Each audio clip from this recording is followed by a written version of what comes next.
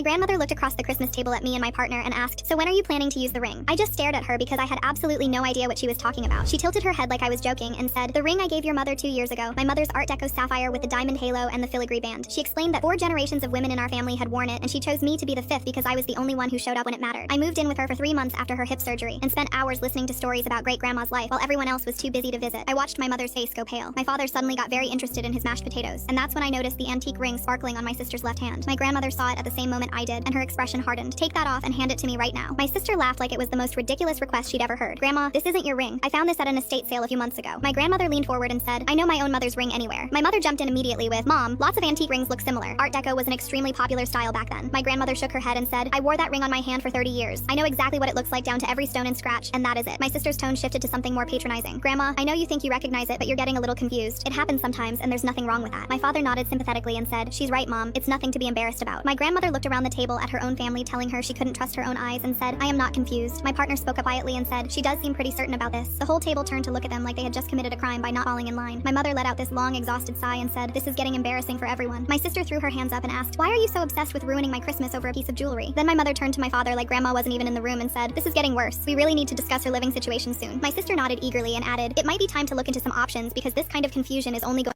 Scan the QR code to download TikTok. The subsequent story endings are explosive and full of hidden surprises waiting for you. You can also get rewards by creating a new account.